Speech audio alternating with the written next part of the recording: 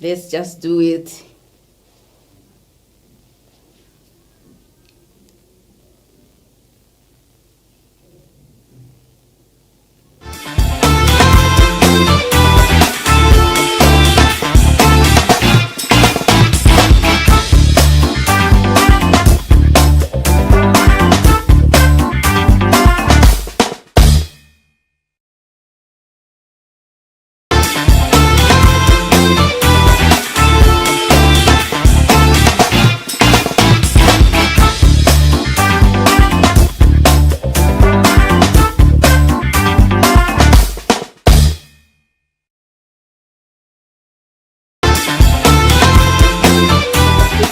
Wednesday afternoon, the day that the Lord has made, so that we can all rejoice and be glad in it.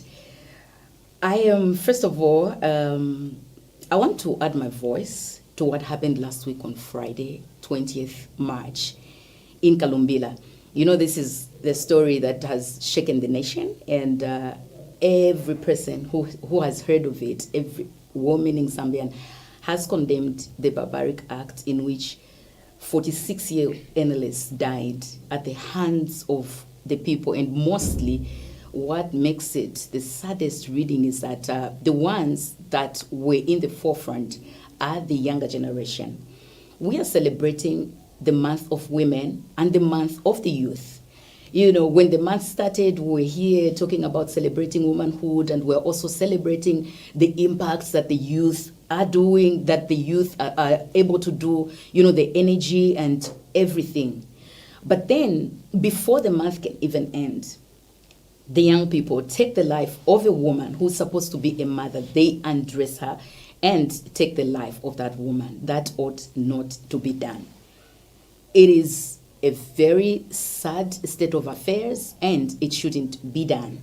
So as well-meaning Zambians, we all need to condemn that, and we need to pray for the nation, because that blood that has gone to the ground, it is surely crying. We know that even from the scriptures.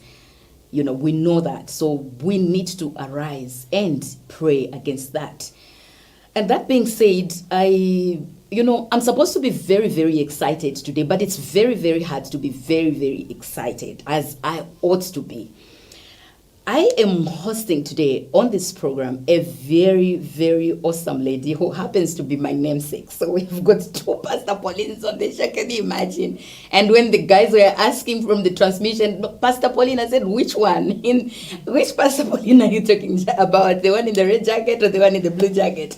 But yeah, so today we are talking about women in technology, and she's doing the most. All the way from Kenya to Zambia, and we are discussing technology today. So some of these terminologies should be guiding, because they are tongue twisters. But so she, all in all, she'll be able to introduce herself more.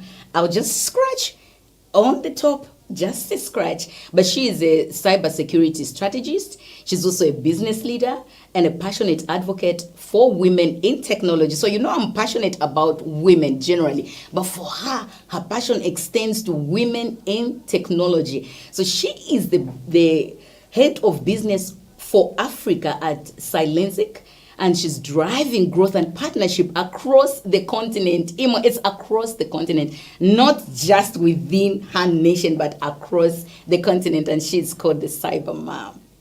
She's not just beautiful. She's not just a cyber strategist, but she is also a pastor. That's what makes it more interesting. So she's here to share her expertise and inspire us. I want you to fasten your seatbelt, because this is going to be an interesting discussion. Welcome to the program, Pastor Pauline. Thank you very much, Pastor Pauline. Isn't this beautiful? Thank you. I am super excited. I'm containing myself No, you have been. I have been. You have been. You have expressed it all through in your advertisements. I like the advertisement. Exactly. Yeah. It's been so out there. I can imagine. Yes, and this is the day. This is the day, this is the time. Yeah, it's Take the it time. up. Yes. Yeah. So Let your joy be full. Yeah, and it's very, very exciting, to see women making it in certain spaces. Yes. Because, technology, I think if we talk of 10, 20 years ago, it's like few women. Exactly. It's male dominated. But now we are finding women, and you are also mentoring other women to take on. Right. But then, first of all, how do you balance, because technology, and then protecting your family, of course, Yes. from the online space. Yeah. So how are you balancing this and navigating the digital space? Yeah. Thank you very much, Pastor Pauline. I want to appreciate the opportunity that you have created for us to have this conversation, and especially during this month, which is Women Month. Yes. I think is a real-time conversation. It's a conversation on time. And over and above that, I appreciate the platform that we are taking this into, which is the platform of believers, the platform of Christ. Why? Because we are called for impact. Sure. We are called for impact, and we are not called for impact inside the church walls. We are called for impact every place where Christ has put you. And so for me, thank you very much. You're so I also welcome. want to to really, really share my condolences, even because of what the story that you have shared is painful. Yeah. And especially that it is a woman, it is a mother, she has children. Yes. And that is, again, very painful. And my prayers go to the family. To the family, and to the yes. children Sure, that have been left sure. behind. Very sad indeed. Very. Now, talking about the topic that we are looking at today, you are more excited about women in technology. And for sure, many years back, this would have not come out as strong as it's coming today. Women are stepping up. They're taking up the position. They're becoming courageous. And it is true that the space is still men-dominated, but we are taking up the challenge. I love the fact that you are the mom, the cyber mom, which means you're giving birth to, Yes. lots So of how them. do I balance? How do I protect my family? So indeed, balancing is very important. Balancing work, balancing family, balancing faith into your work. I have a friend of mine called Elizabeth from Uganda who has been teaching me this week about faith-based engagements everywhere you are. Awesome, Business, awesome, church, awesome. Everything should be faith-based. And that has gotten somewhere in my mind. And so for me, I am a mother of 3, 2 boys and one girl, and a wife to one. Who is a reverend. I like that. And a minister of the gospel, and also I'm a mediator in profession, which we will be talking about later. Sure. Now, I incorporate, cybersecurity for me is a passion, right? And my family knows it. So it is the talk of the family. Awesome. And over and above that, my 2 children are actually in the university, and they are taking technical subjects. So my daughter is doing computer science. She's in that year now in the University of Nairobi.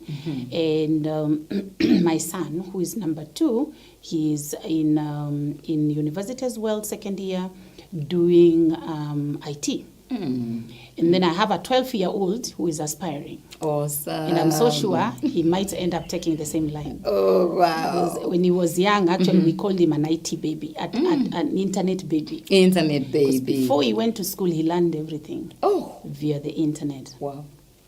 We do conversations about security. We do conversations on how to engage in the digital space, in the digital society, but being conscious of safety, of your own personal information, because your personal identity is very key. It is all who you are.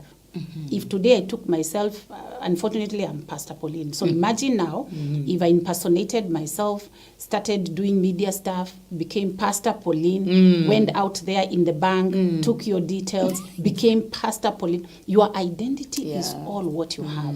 So security is very important. Yes. Awesome. Why am I a cyber mom?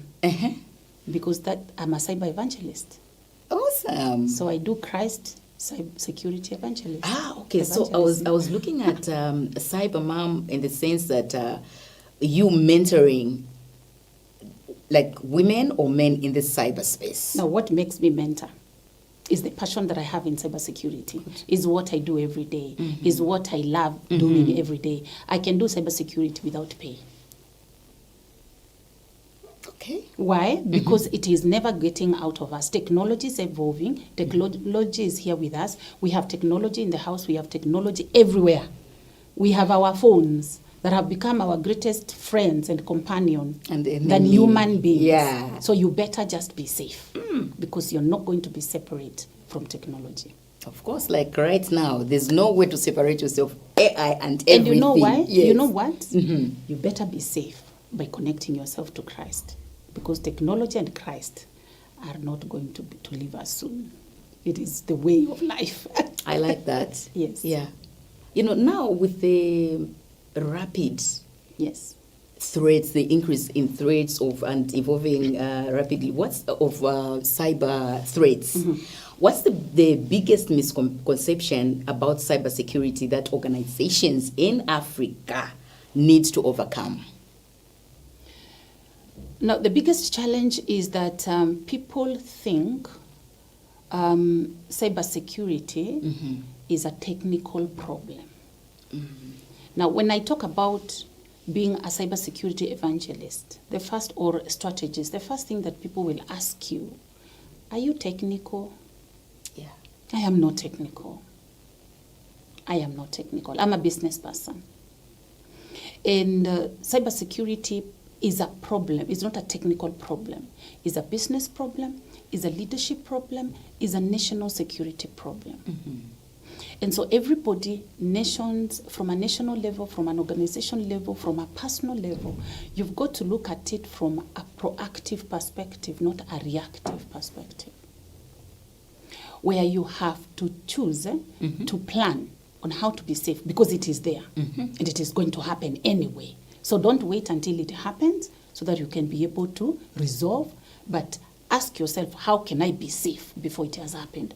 Be conscious and proactive about the safety before the attack. So the biggest misconception is that cybersecurity is a technical issue, and we leave it to some quarters. Even in the organization, it is left to technical people, but it is a business problem. The impact is huge, and it is to everybody. If the organization is attacked today, and there is like a ransomware, and money is lost, and crown jewels in the organization are lost, it will impact your pay. It will impact your job. It will impact the overall organization performance. And the same to national security, because now nations are fighting on the cyber. It's a cyber war game. It's no longer, it's about the intelligence that you have in engaging into the war. And you know what is happening in Iran now. Yeah. And so it is a space. It is a space. But even after planning or doing protective measures and whatnot, we see that organizations, even in the US, they are attacked and whatnot. So, and what's your take on that? Because now technology, or let's talk about the current AI. It is an enabler, right? Technology is an enabler, and it enables both sides, the bad and the good. The attackers are being enabled by technology. They are attacking through technology, using technology. And you who is being attacked is also... So we need to continuously evolve in our skills, in our capability to respond as the technology evolves. And as the bad guy also evolves in their way of attacking. Because they're also evolving. Oh, they yes. Know that, it's a game. It's a game. It's a cyber war game. And it is continuous. It is a journey. It's not stopping. People are excited about AI, the development. But have you thought about the risk that comes with it? People are excited about development, when we have developers in-house and they are bringing in solutions, making life very efficient. but have you thought about the risk behind the developed apps? And no one is talking about that. You know, Very few people. Yeah, okay. Yeah, very few people are talking Yes. about that. In Chewa, so we say there's a proverb in Chewa which says, when you cry for the rains, you have cried for the mud. But few people prepare for the mud.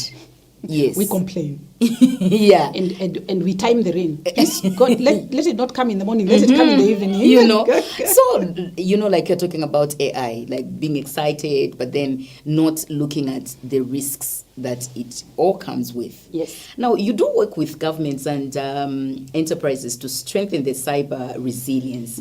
What's the most critical step African countries can take to safeguard their digital future? Now, first things first, capacity building. Okay. Capacity building is very key when it comes to governments in Africa strengthening themselves, because capacity building means increasing the skill of the people that you have, and ensuring that you have people that are able to do what they're supposed to do at the time that they are required. Now, from my work and what I do, I work for Silensec, and we have another organization that we are a master distributor for called Cyber Ranges. Now, Cyber Ranges is a platform that we use for capacity building. Okay. And this platform is a platform where you don't just learn on how to do it, but you practice on how to do it.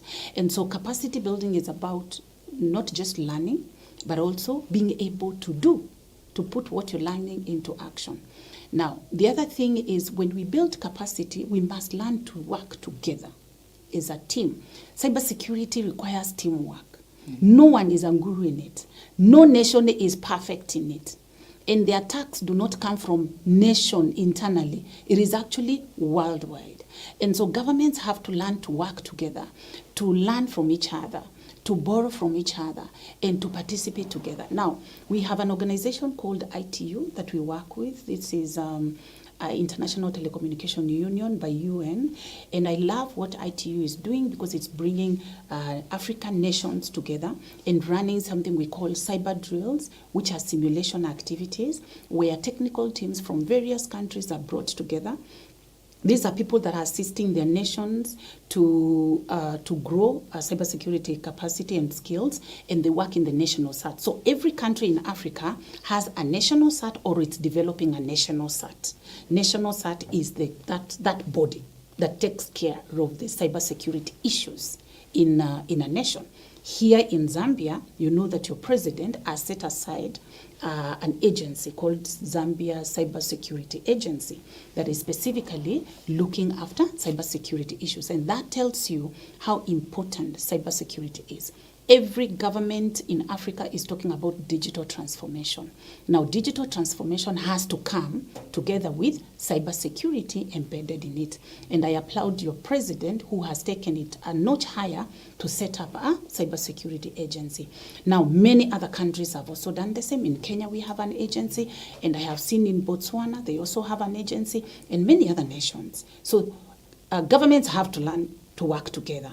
I have been working with Dr. Chintu, who is the Director General for your cybersecurity agency, and I know he's been going round in different countries, and benchmarking and trying to see what are others doing, so that we learn from each other. So it is capacity building is very key, and teamwork is very important. And the African countries, are they responsive to capacity building? Very responsive. What we lack is the funding. I was also going to come to that. The the financing, yes, the financing of capacity building. Yes, the financing part is a challenge. But you know what? But do you think it is lack of priority, or the governments don't have the funding? For me, it's lack of priority, because you can start small. Okay. You can start small. So not having the fund is not an excuse. So you can start small. Because where there's a will, there's always a way. Yeah. Excellent. Okay. Yeah. All right. And so as a mediator, how do you approach conflict resolution in high-risk organizations when there are like threats of cyber threats? So again, as a mediator, so let's talk about conflict resolution. So conflict resolution is ideally being able to bring two parties that are in disagreement together and helping them resolve their issues in an amicable way and finding a common ground. As a space where each participant walks out is a winner. Okay. So conflict resolution can be in arbitration or also in mediation. Okay, when you talk about arbitration is where we go to the court. We go to resolve conflicts in court, isn't it? Of course. But for me, I'm a strong evangelist of mediation. I like that. Yeah. Strategists of mediation. Why? Because mediation is biblical.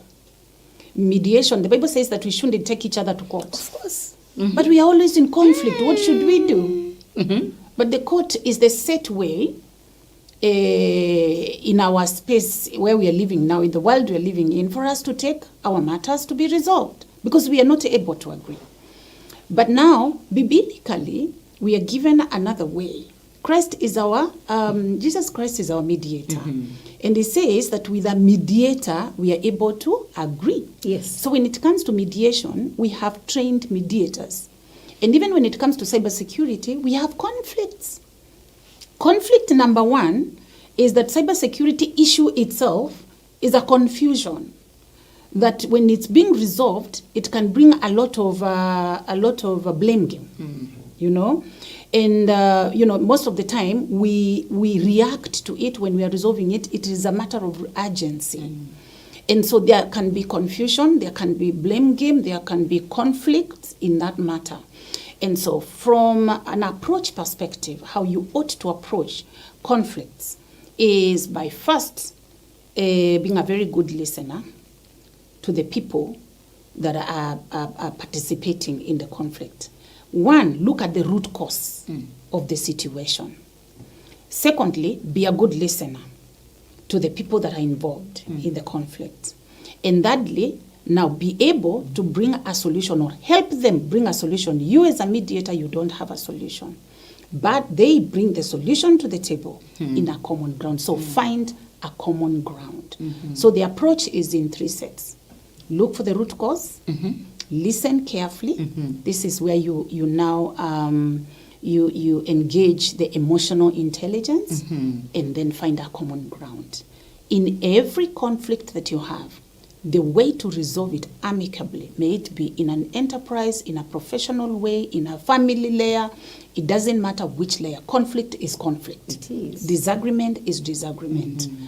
Ensure that you are able to find the common ground to resolve the issue, a common ground to resolve the issue, and everybody becomes a winner. I like the common ground. Yes, that is what normally is. Yeah, that's what normally lacks. So we'll take a short break, and when we come back, we will continue with the program. But be reminded that you're watching Let's Talk About It with me, Pastor Pauline, and my guest is Pastor Pauline from Kenya. So I'll give you Let's talk about it. Yes. So I will give you the numbers, and once we come back, if you want to call or send those messages, you are free to do so. So before you go, the numbers to call or the numbers to text are 0771 993347. 0771-993347, and the other number is 0961-237304. And if you are watching from other countries, just put +26 +26077199347 +26096123730. I'll see you on the other side.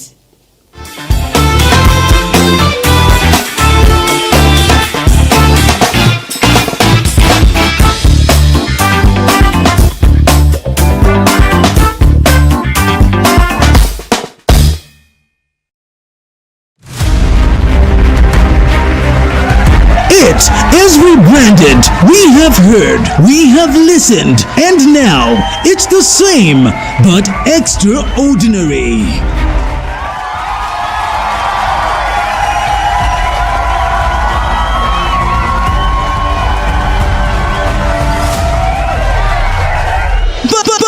Battle of the Mic. Battle of the Mic. Battle of the Mic.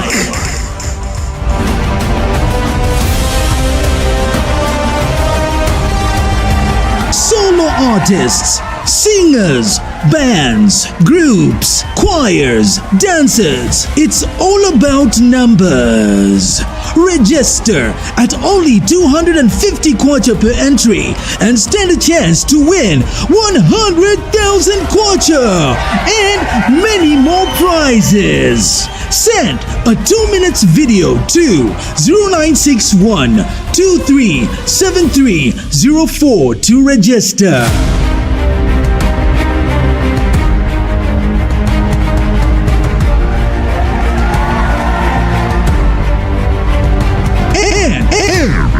Let the stage shape your future and make you shine to the world.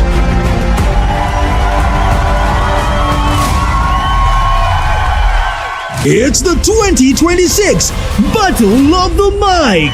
Battle of the Mic 2026 Extraordinary.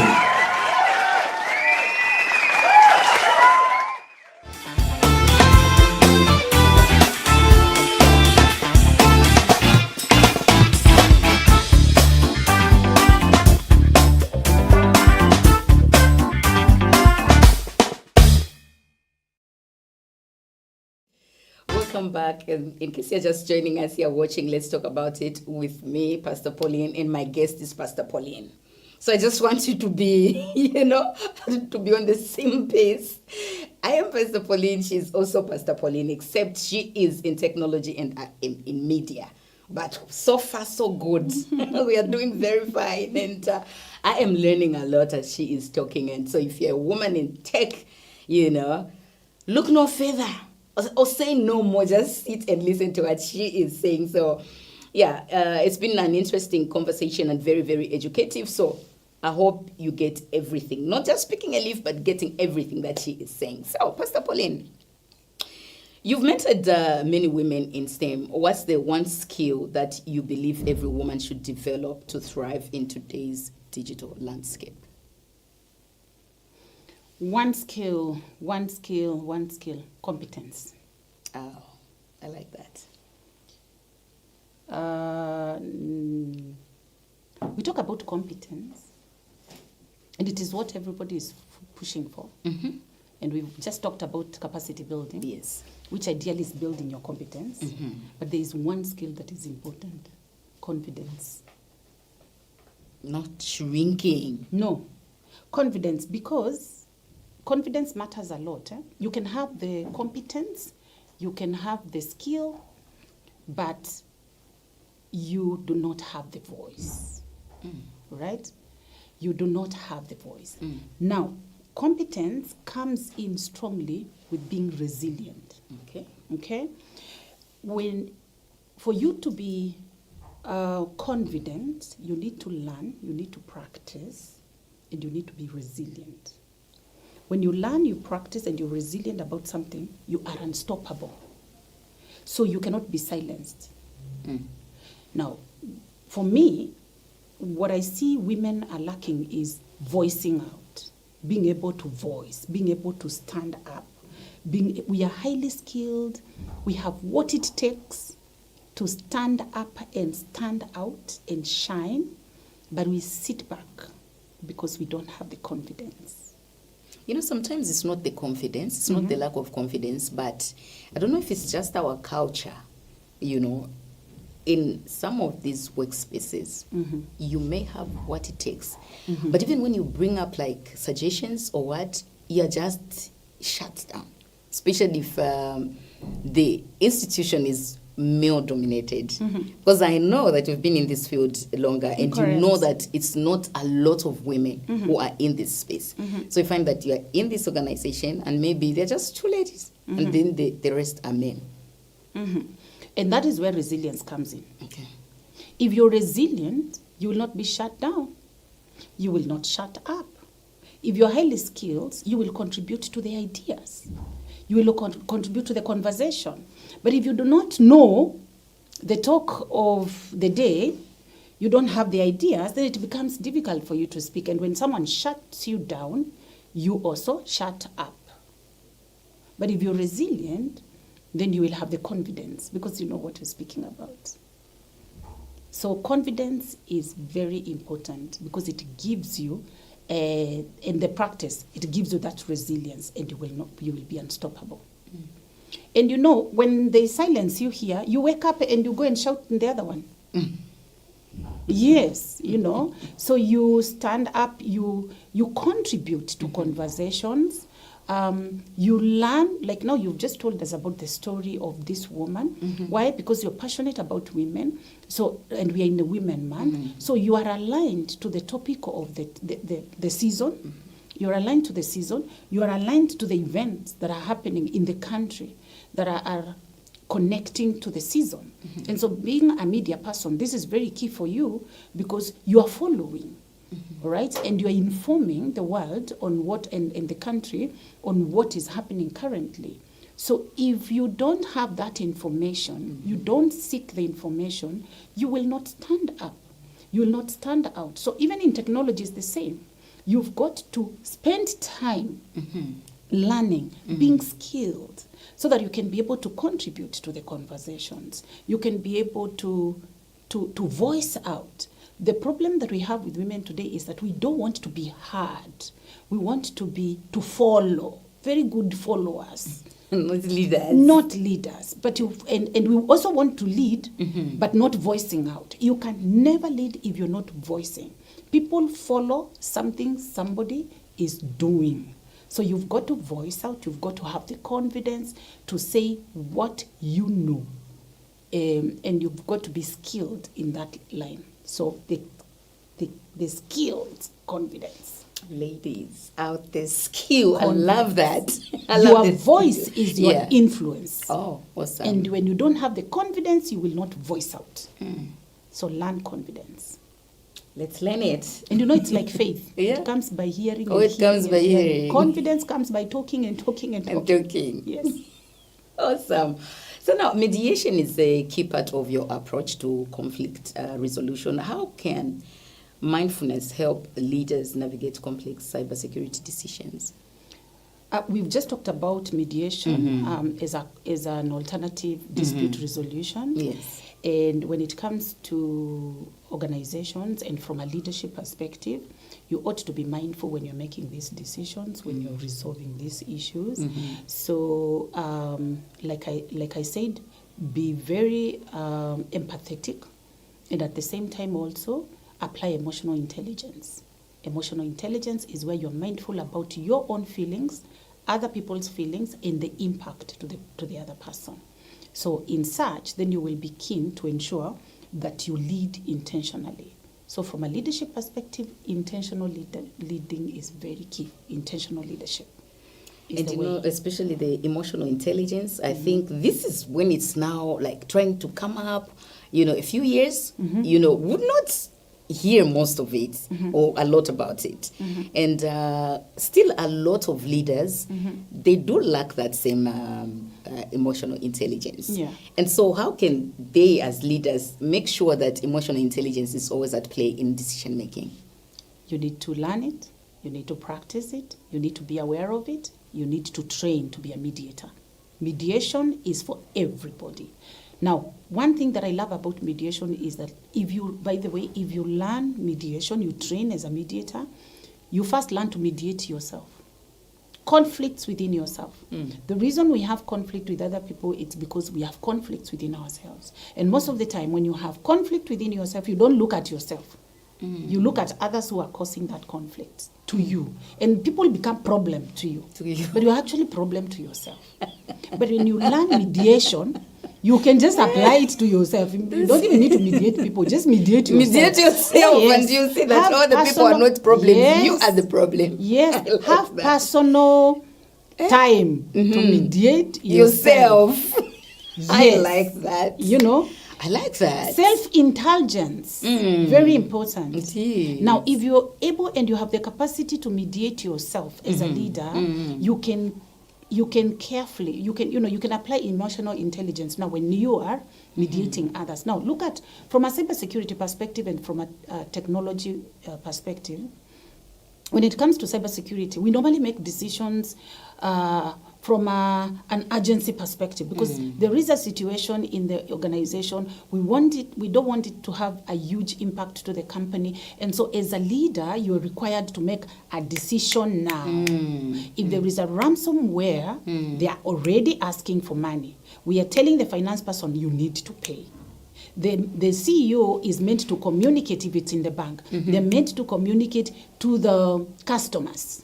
They need to say what is happening, because social media has already, already out there. Yes. And so clients have started withdrawing their money. You need to say something. Yeah. The CEO is like the communication person. You have to tell me what I need to. So everybody in the organization, from a leadership perspective, is involved, is expected to participate in this decision making.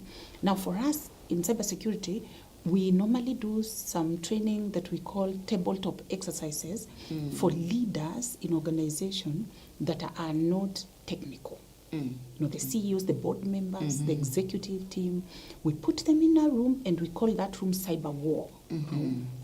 And then we bring a situation and we tell them, now this is what is currently happening in bank XYZ, in organization XYZ. The CEO is there, the group CFO is there, the CTO is there, the marketing person is there, the HR who is supposed to fire people is there, and everyone else. Now let's act on this situation. So people have to agree to disagree in an amicable manner, and everybody is important at that point in time. Yeah. And that's why women must speak up. They must voice. Awesome. You might be in marketing, but you are important in technology. You are important when that time comes. Oh, of course. You might be in HR. You are important to give your views at that point in time. So cybersecurity is not about men. And cybersecurity is in every industry. Awesome. And talking about women being involved. Yeah. So what advice would you give to like a young African lady considering a career in cybersecurity? Because me, when I look at you, I just feel like... I'm techie. Exactly. I'm techie. Are you techie? No. So what kind of advice would you give? The advice I would give to every young lady, one of them being my own daughter, who is 21 years old, turning 21 years old this year, is don't take traditional courses. To traditional courses, like for example, when my daughter finished when she did her exams to transition to university, she was the top student in the school. She's an A student, and so guess what we all thought she would do? Doctor. You can say it again. Doctor. I know, right? Doctor. And you know what? She told us, I am not going to do doctor. How can I do this course for 7 years? And I asked her, what are you rushing for? Where are you going? Yeah, like you. 7 years is just, you're young. She told me, no, I'm not going to take this course. I need to make money. And she moved straight to computer science. Wow. By herself, not because the mother is in cybersecurity or in technology. So my advice to every young lady, just take up the stage and do what anybody else can do. The course to choose is the course, it's that what aligns to what you're passionate about. Choose passion. I'll not tell you to do technology, maybe it's not your passion, but choose passion. Why? Because when you do that what you're passionate about, you can do it for free. Wow. And you will give your best to it. Exactly. And you will not struggle to learn it. Because it is what you love doing. You can do it again and again. So you want to know it more. So choose passion. Learn what you're passionate about, and you will not struggle in life. You will not struggle saying, I'm jobless. You're not jobless because it is in you. It's in you. Yes, you will be creative. You will think outside the box. You will come up with opportunities for yourself. You will make money from passion. And then now, passion and very, very good. It's just that, you know, your situation with your daughter was a bit different. But here, in most African homes, you find that parents will live their dream through their children. That the ones What you were not able to do. computer science, what are you talking about? You're supposed to be a teacher or a police officer. Because I need to start eating your money as soon as possible. So what do you have to say to parents also like that? My friend Elizabeth would say black life, black what? It's in black life. Black tax. It's called black tax. Where you want to eat money from your daughter quickly. I know, right? Quickly. Black tax, I like that. Black tax. You live for you go and work, and your grandmother is still waiting, your sister is still waiting to go to school, your cousin still waiting to be paid school fees, your uncle is still waiting because he supported you going to school. Black tax. So the tax is so much to be paid until you have nothing. Exactly. So what do you say to our parents? To the parents? To us as parents? Time has changed. Live for yourself. And I'm not saying that we shouldn't support our parents, but there shouldn't be pressure. Let's leave our children to live their life. Guide them, model the life you would want them to live. What you did not manage to achieve at your time, do not pass it on to them. Your time is different from their time. Now, let me give you an example. We are ministers of the gospel. And one of the things that I find very challenging in our children today is that if we try to model Christianity from where we picked it from, it's become very difficult for them to live it that way. The Bible has not changed. The way of life as per the Bible, which is our manual, has not changed, but they're living in totally different times. When I knew Christ Lord as my Savior, I did not have a phone. I was not in social media. I was not in Facebook. I did not have Instagram account. I did not have all this. Now that they are living in the time of social media, the Bible has an answer to how they should model Christ in such times. Not the mother, the father who are ministers have an answer. No. We need to go back to the Word of God and align the current situation, the current lifestyle with the Word of God, because the answer is there. The Bible never changes, and it is the manual to life. And then we will help our children to navigate the difficult times that they are in. Yes. That's awesome. So for parents, we ought to align ourselves to the current times, and we know that it is difficult. The children are living in difficult times. They may not do what you did to your parents. They may not be able to do it, and they may not be able to cover your gaps. True. Bare minimum. Expect bare minimum. Bare minimum. Yes. Don't guess. No. Just As bare if you minimum. didn't sleep in my womb. Oh yes. I have prepared myself for. I've prepared myself for life. After work, that is retirement. Life with my husband, the way we started, without asking for any help from them. They can always, they can always let them come to us and support us out of their own will, not pressure. Not pressure. God won't bless you. I carried you 9 months in my stomach, and you are rejoicing. Me, I'm suffering here.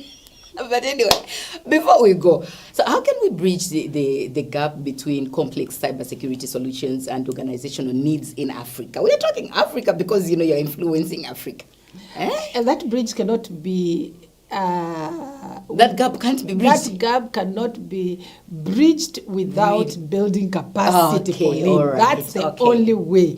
Build capacity. And by the way, that's the reason I'm in Zambia. We have set up an office here. We want to establish a center of excellence where we are going to build capacity in cybersecurity. Yes, and now that I have this opportunity, why not call on all the organizations and anybody out there listening to me to support me? because I'm in Zambia. You are in Zambia. I need to work to give solutions to Zambians, not Kenyans. And the office is here. I need to pay my bills. Yeah. Call like me, that. we work with you.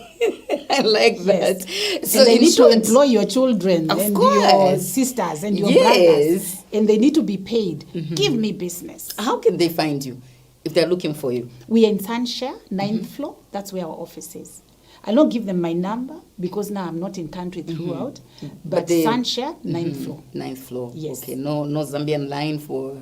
There the is, I office. don't have it offered. Okay. All right. Yes. But you just said Sunshare. Yeah, Sunshare building.